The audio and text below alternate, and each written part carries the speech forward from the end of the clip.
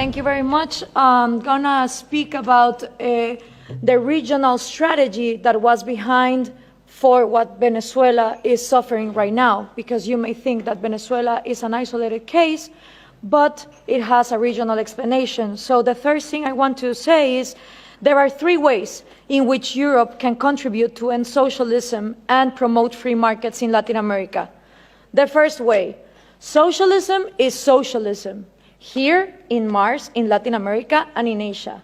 There is no way that you can help us by saying that socialism works in Europe, but in Latin America it doesn't, because we have a culture where just socialism always gets corrupted. No.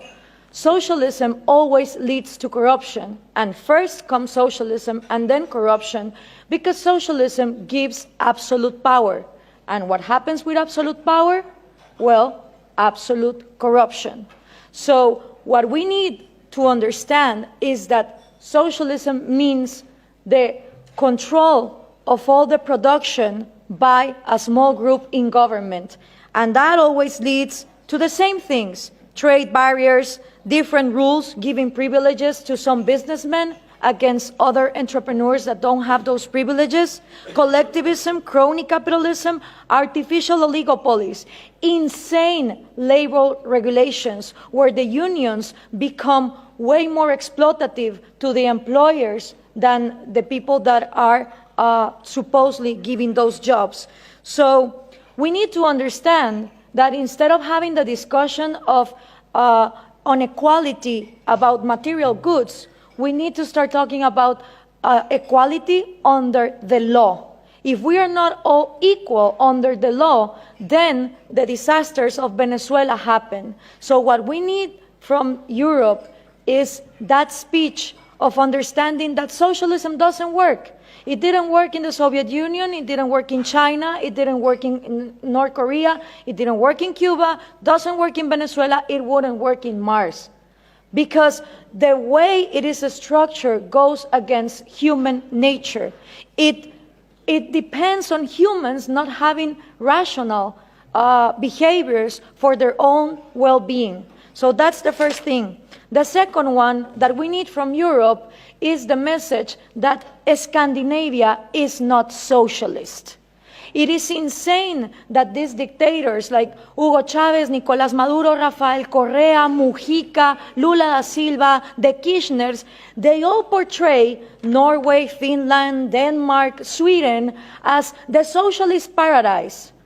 And the worst thing of all is that if you ask 10 Latin American young people if Scandinavia is socialist, 9 of them will say you yes. And there are a lot of things that we should copy from Scandinavia, but socialism is not one of them. Scandinavia is always ranking on the top of the Index of Economic Freedom and Human Liberty that the Cato Institute is now measuring. So if there's one thing that we should copy from Scandinavia is property rights. It would be absolutely out of this planet to think that a Swedish major will wake up one morning and say, expropriate, nationalize your house. That just doesn't happen. So it is absolutely absurd that countries in Latin America that are in the low ranking of economic freedom portray Scandinavia as examples of socialism. But you know why this happens? Because the mixing of information also comes from Europe. Why? Because there's also this obsession with giving us aid instead of giving us trade. And the thing with foreign aid coming from Europe is that it finances the Marxist ideas, the NGOs that are against free market and that are against property rights. Let me give you an example. Most of people in Finland and Norway have no idea that their taxes they pay go to foreign aid for a Guatemalan NGO that is led by an indigenous Marxist leader, Bernardo Caal, who uses that money to be against hydroelectric power.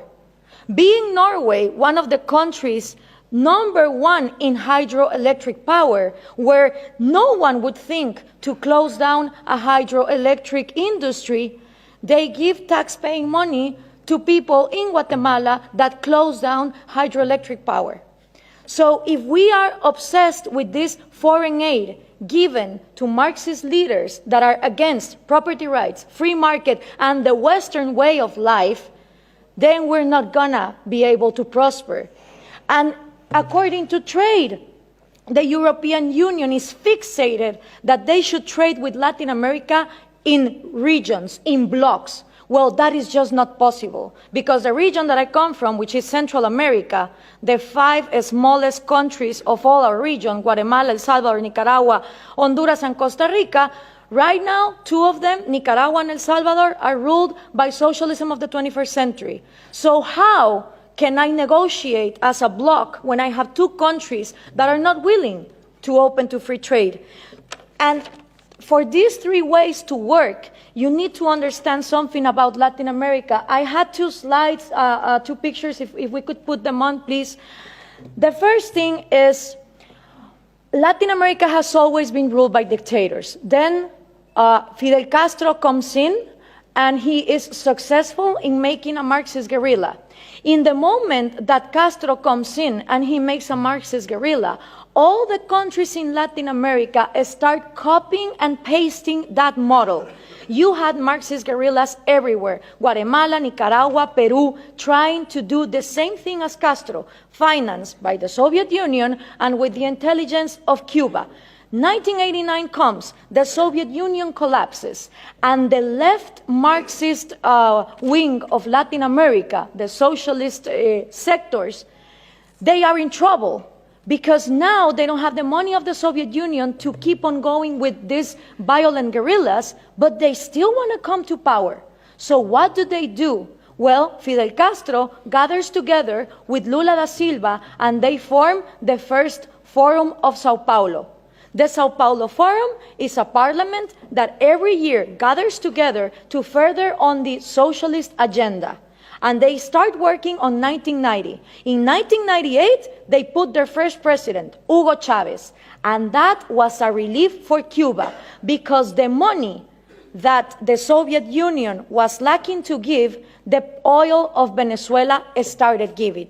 And now that the oil prices are coming down, they are hoping for Colombia to advance on the agenda to give FARC, the Marxist guerrilla drug dealer of Latin America, places in power. If this happens, we're going to have the first narco-socialist government, which will mean that the money of drugs, it's infinite. It doesn't depend on the market like oil, and then you have another socialism of maybe the 22nd century. So what we need to understand is this regional strategy is not only put in place in Venezuela, it has been put in place and tested in Brazil, Argentina, Chile, Uruguay, Nicaragua, El Salvador. And the places where they haven't governed, they have people who are waiting to come to power. When we understand this, we also understand that when the Berlin Wall fell and communism was a thing of the past, in Latin America, we voted for the so-called neoliberal governments, the right-wing presidents that were going to open the market. These people gathered together in the Washington Consensus, and they promised that they would give us free market. What did they do? They privatized everything. They privatized electricity, trains, radio stations, but they didn't liberalize them. They gave them as oligopolies and monopolies to their peers, and this created crony capitalism.